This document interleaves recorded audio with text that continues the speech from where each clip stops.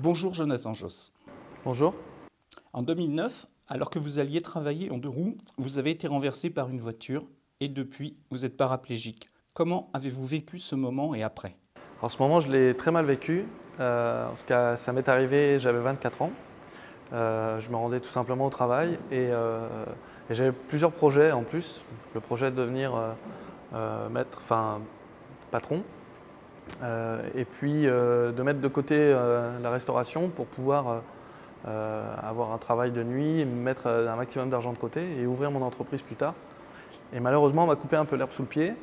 Donc je me suis retrouvé à l'hôpital et dans les centres de rééducation à l'âge de 24 ans. Et d'assumer un handicap, ça a été pour moi une très rude épreuve parce que je me demandais ce que j'allais faire de ma vie, comment j'allais gérer cet handicap et surtout ce qui allait se passer après par la suite.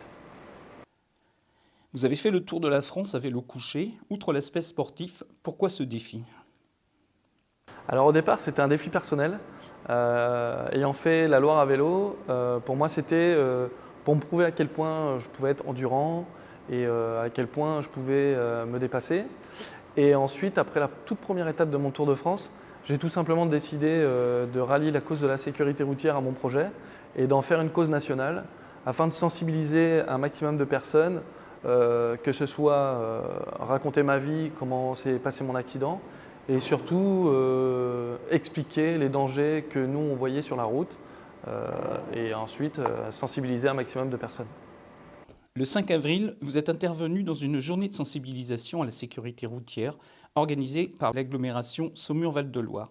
Quel message avez-vous voulu faire passer aux élèves de 4e du territoire? Alors tout simplement, le message est simple. Le message est tout simplement de prouver qu'un accident peut arriver à n'importe qui, n'importe quand et surtout n'importe où. Moi j'en suis la preuve vivante. J'ai respecté les codes de la route. Donc j'avais un scooter qui était assuré, un scooter qui était en bonne et due forme, un casque, un gilet jaune et je me retrouve aujourd'hui en situation de handicap.